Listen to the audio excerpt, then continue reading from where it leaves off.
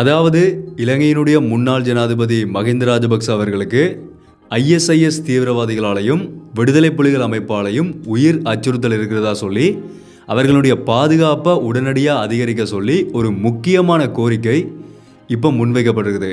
சொல்லப்போனால் அது கோரிக்கை இல்லை, இப்போ இருக்கக்கூடிய இந்த புதிய அரசாங்கத்துக்கு விடுக்கப்பட்டிருக்கக்கூடிய ஒரு எச்சரிக்கை அந்த கட்சியினரால்.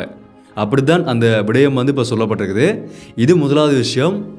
ரெண்டாவது, அந்த ஜனாதிபதியினுடைய முன்னாள் ஜனாதிபதியினுடைய இன்னொரு சகோதரனான கோட்டபாய ராஜபக்ச, அடுத்த முன்னாள் ஜனாதிபதி, அவருடைய ஆட்சி காலத்தில் இலங்கைக்குள்ளே நடந்த ஒரு சில முக்கியமான சம்பவங்கள் இப்போ வெளியில் வர ஆரம்பிச்சிருக்குது. அதில் ஒரு முக்கியமான சம்பவத்தையும் இந்த வீடியோவில் நான் உங்களுக்கு சொல்ல போகிறேன். ஸோ இந்த ரெண்டு விஷயங்களையும் தான் டீட்டெயில்டாக ஃபுல்லாக பார்க்க போகிறோம். என்ன விஷயம் மட்டும் முதல்லேருந்து தெளிவாக சொல்கிறேன். அனைவருக்கும் வணக்கம், நான் உங்கள் விகே கரைகாலன். அதுக்கு முதல் மேரி கிறிஸ்மஸ் மக்களே. கிறிஸ்மஸை கொண்டாடி கொண்டிருக்கக்கூடிய அத்தனை பேருக்குமே இனிய கிறிஸ்மஸ் தின நல்வாழ்த்துக்கள். ஸோ எல்லாருமே இப்போ சந்தோஷமாக கொண்டாடி கொண்டிருப்பீங்கன்னு சொல்லி நான் நினைக்கிறேன். இந்த வருஷம் நீங்கள் நினைச்ச விஷயங்கள் எல்லாமே நல்லபடியாக நடந்து நல்ல ஒரு ஆண்டாக அமைஞ்சிருக்கும்னு சொல்லி நான் நம்புகிறேன். அதே மாதிரி அடுத்த வருடமும் இதே மாதிரி எந்த ஒரு பிரச்சனையுமே இல்லாமல் நல்ல ஒரு வருடமாக இருக்கணும்னு சொல்லி எல்லாருமே ப்ரே பண்ணிக்கொள்ளுங்க. ஸோ உண்மையிலேயே இலங்கைக்குள்ளே இந்த வருஷம் பார்க்கும்போது போன வருஷத்தை விட செலிப்ரேஷன்ஸ் அதிகமாக இருக்கிறது பார்க்கக்கூடிய மாதிரி இருக்குது. நிறைய லைட்னிங்ஸ், டெக்கரேஷன்ஸ், நிறைய ப்ரோக்ராம்ஸ், இந்த கரோல் கீதங்கள் எல்லாமே போன வருஷத்தை விட அதிகமாக இந்த வருஷம் நிறைய சர்ச்சில் போனதை பார்க்கக்கூடிய மாதிரி இருந்தது. உண்மையிலேயே பார்க்கும்போது சந்தோஷமாக இருந்தது. என்னென்னு சொன்னால், எவ்வளோதான் நாட்டுக்குள்ளே பிரச்சனைகள் இருந்தாலும் இப்படியான இந்த ஃபெஸ்டிவல்ஸ் வரும்போது, இப்படியான ஒரு பண்டிகைகள் வரும்போது தான் மக்கள் சந்தோஷமாக அதை கொண்டாடுறதை பார்க்கக்கூடிய மாதிரி இருக்குது. வரவேற்கிறதையும் கொண்டாடுறதையும் பார்க்கக்கூடிய மாதிரி இருக்குது. அடுத்ததான் நியூ இயர் வரப்போது அதுக்கான ஆயுதங்களும் போய் கொண்டிருக்குது. ஸோ எல்லாருமே கண்டிப்பாக சந்தோஷமாக கொண்டாடி கொண்டிருப்பீங்கன்னு சொல்லி நான் நம்புகிறேன். நானும் செலிப்ரேட் பண்ணியிருக்கிறேன். உங்களுடைய கொண்டாட்டங்கள் அப்படி இருந்ததை மறக்காம கமெண்ட்டில் சொல்லுங்கள். முக்கியமான விஷயம் என்னென்னு சொன்னால், கேக் அனுப்பி வைக்கிறது மட்டும் மறந்துடாதீங்க. தயவு செய்து கேக்கை மட்டும் அனுப்பி வச்சுருங்க. ஸோ மறுபடியும் எல்லாருக்குமே மெரி கிறிஸ்மஸ், இனிய கிறிஸ்மஸ் தின நல்வாழ்த்துக்கள். இந்த வருஷம் முடிகிறதுக்கு இன்னும் ஒரு 6 நாட்கள் மட்டும்தான் இருக்குது. அதே மாதிரி எங்களோட சேனல் 150K சப்ஸ்கிரைபர்ஸை ரீச் பண்ணுறதுக்கும் இன்னும் 6000 பேர் மட்டும்தான் சப்ஸ்கிரைப் பண்ண வேண்டியிருக்குது. ஸோ என்னோட சேனலுக்கு யாராவது புதுசாக பார்த்து கொண்டீங்கன்னு சொன்னால் மறக்காம சப்ஸ்கிரைப் பண்ணி அந்த பெல் ஐக்கனை கிளிக் பண்ணி ஆல் ஆப்ஷன் வச்சுக்கொள்ளுங்க. அப்போ நான் அப்லோட் பண்ணுற வீடியோஸ் எல்லாமே தொடர்ச்சி அவங்களுக்கு கூட நோட்டிஃபிகேஷன் வரும். அதே மாதிரி யாராவது பர்சனலாக ஃபாலோ பண்ணி வச்சுக்கணும்னு சொன்னால் இன்ஸ்டாகிராமில் போய் விகே கரைகாலன் சர்ச் பண்ணிங்கன்னு சொன்னால் ப்ரொஃபைல் வரும். அங்கே மறக்காம ஃபாலோ பண்ணிக்கொள்ளுங்க. இந்த வீடியோ லைக் பண்ணுறதுக்கு மறந்துடாதீங்க. வீடியோட கடைசியில் முடிஞ்ச வரைக்கும் எல்லாருக்குமே இந்த வீடியோ ஷேர் பண்ணுங்க. இலங்கைக்குள்ள நடந்த 30 வருட கால யுத்தத்தை முடித்து கொடுத்தவரும், நாட்டுக்குள்ள ஒரு நல்லாட்சி அரசாங்கத்தை உருவாக்கி நாட்டு மக்களுக்காக அதிக காலம் சேவை செய்தவரும், தன்னுடைய அரசியல் காலத்தில் நீண்ட காலத்தை ஜனாதிபதியாக நாட்டு மக்களுக்காக செலவழித்தவருமான இலங்கையினுடைய முன்னாள் ஜனாதிபதி மஹிந்த ராஜபக்ச அவர்கள். அவர் சொல்லும்போது எல்லாருமே அப்படி தான் சொல்கிறார்கள். அவருடைய கட்சிக்காரர்கள் கொடுக்கக்கூடிய அந்த ஸ்டேட்மெண்ட்டை பார்க்கும்போது இப்படி தான் அவருடைய கௌரவம் அங்கே முன்னால் சொல்லப்படுது. அதனால தான் நானும் சொல்லி பார்த்தேன். ஓகே, இலங்கையினுடைய முன்னாள் ஜனாதிபதி மஹிந்த ராஜபக்ச அவர்களுக்கு ஐஎஸ்ஐஎஸ் தீவிரவாதிகளாலையும் விடுதலை புலிகள் அமைப்பாலையும் அதே மாதிரி இலங்கைக்குள்ளே இருக்கக்கூடிய பாதாள உலக குழுக்களாலையும் அவருடைய உயிருக்கு அச்சுறுத்தல் இருக்கிறதா சொல்லி அவருடைய கட்சிக்காரர்கள் எஸ்எல்பிபி, ஸ்ரீலங்கா பொதுஜன பெரமுன கட்சியினுடைய சட்டத்திறனிகள் சங்கத்தினுடைய உப தலைவர் இந்த விடயத்தை 23ஆம் தேதி ஒரு ப்ரெஸ் மீட்டில் வச்சு சொல்லியிருக்கிறார். எங்களுடைய முன்னாள் ஜனாதிபதிக்கு இப்படி ஒரு உயிர் அச்சுறுத்தல் இருக்குது, எங்களுக்கு கிடைச்ச புலனாய்வு தகவல்களை வச்சுக்கொண்டு அவருக்கு ஐஎஸ்ஐஎஸ் தீவிரவாதிகளாலையும் விடுதலை புலிகள் அமைப்பாலையும் தாக்குதல் நடத்த போகிறதா. அதுவும் எப்படியான தாக்குதல்னு சொன்னால் சாதாரண தாக்குதலும் இல்லை, ஆளில்லா விமானங்கள், ட்ரோன் விமானங்களை கொண்டு தாக்குதல் நடத்த போகிறதா எங்களுக்கு தகவல் கிடைச்சிருக்குன்னு சொல்லியும், இதுக்காக உடனடியாக அவருக்கான முழுமையான பாதுகாப்புகளை வழங்குங்கன்னு சொல்லியிருந்தான்.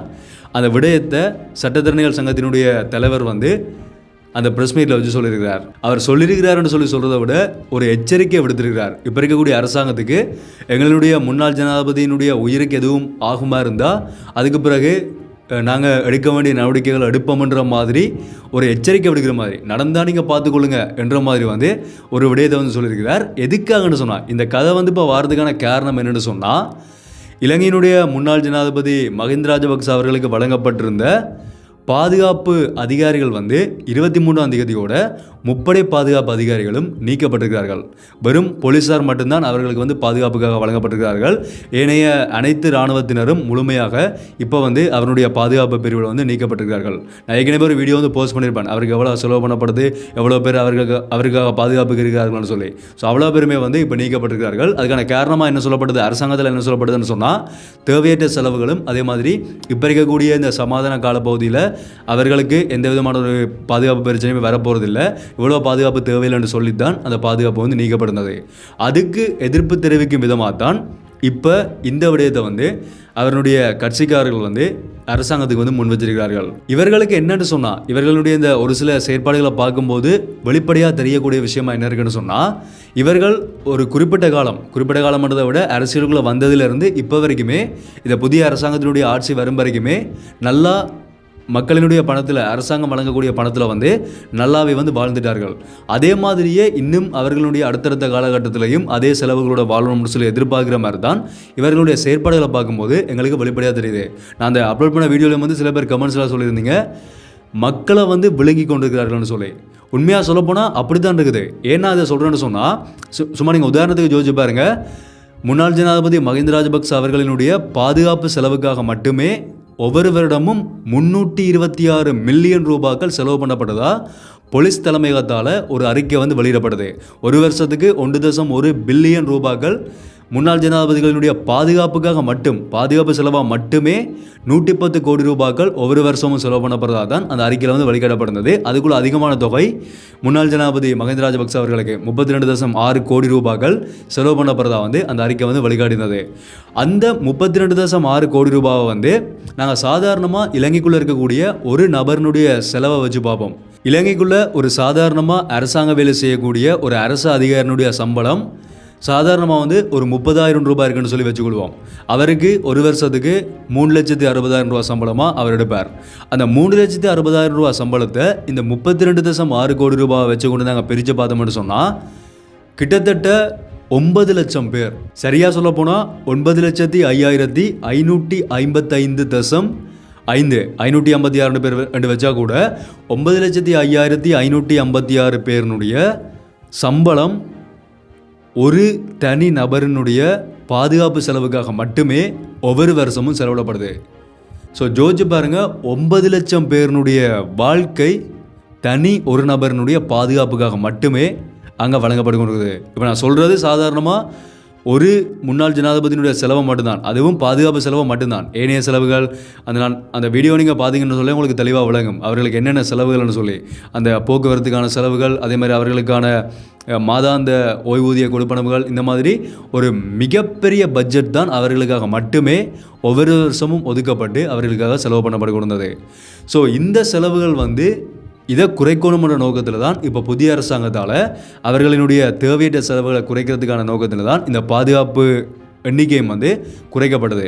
ஆனால் இவர்கள் என்ன செய்கிறார்கள்னு சொன்னால், அதை வந்து எதிர்க்கிற விதமாகவும் இந்த மாதிரியான சில விடயங்களை சொல்கிறதன் மூலமாகவும் வந்து சில சர்ச்சையான விடயங்களை வந்து ஏற்படுத்துகிற மாதிரி தான் புதிய அரசாங்கத்தாலையும் சொல்லப்படுது. அதே மாதிரி இதை வந்து முறையடிக்கிற மாதிரி இந்த கருத்து வந்து பொய்யான ஒரு தகவல், இவர்கள் சொல்லக்கூடியது வந்து பொய்யான தகவல்னு சொல்லி தான் சில பேரால் வந்து இந்த விடயங்கள் வந்து சொல்லப்பட்டு கொண்டிருக்குது.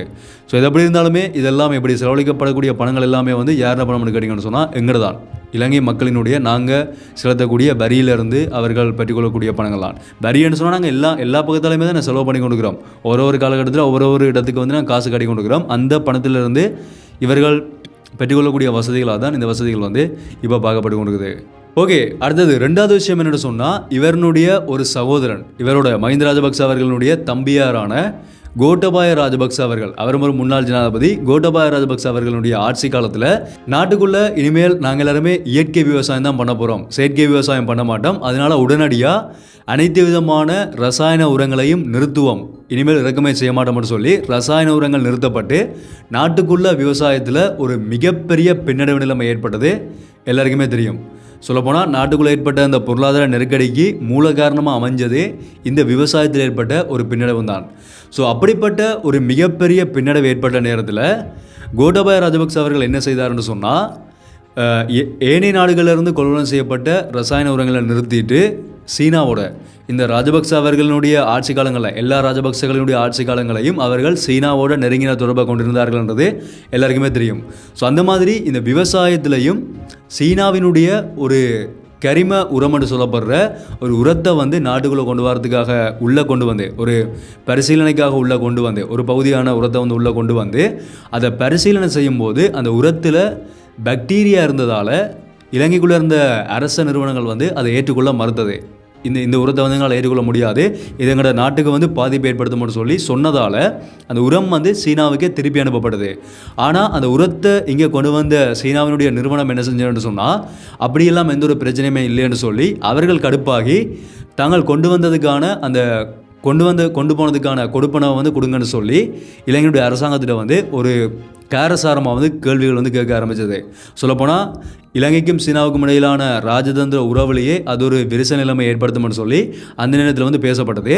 ஸோ அந்த பிரச்சனையை போய்கொண்டிருக்கும் போது இலங்கையினுடைய அரசாங்கம், அதாவது அப்போதைய ஜனாதிபதியாக இருந்த கோடபாய ராஜபக்ச அவர்கள் என்ன செஞ்சாருன்னு சொன்னால், $6.9 மில்லியன் பணத்தை அந்த சீன நிறுவனத்துக்கு வழங்கி அந்த பிரச்சனையை வந்து அந்த நேரத்தில் முடிச்சிருந்தார்.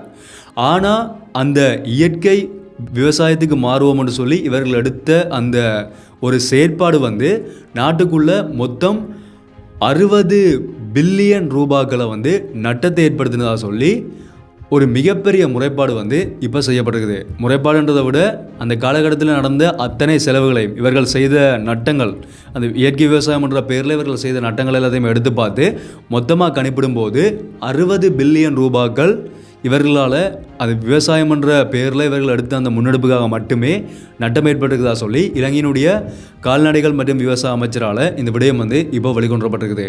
ஸோ இதுக்கான விசாரணைகள் முன்னெடுக்கப்படும் என்று சொல்லியும் அதனுடைய குற்றவாளிகள் கட்டாயமாக அவர்களுக்கான எதிரான நடவடிக்கை வந்து எடுக்கப்படும் என்று சொல்லியும் இப்போ அவரால் வந்து ஒரு விஷயம் வந்து சொல்லப்படுகிறது.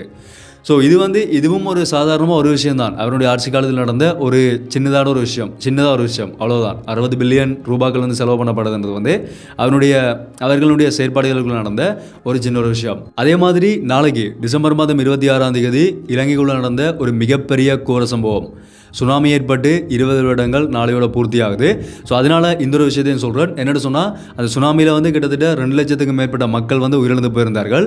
அந்த மக்களுக்காக உதவி செய்கிறதுக்காக பல சர்வதேச நிறுவனங்கள் வந்து முன்வந்து அப்போதைய இலங்கையினுடைய பிரதமராக இருந்த மஹிந்த ராஜபக்ச அவர்களுடைய கணக்குக்கு பல மில்லியன் கணக்கான பணம் வந்து வழங்கப்பட்டிருந்தது.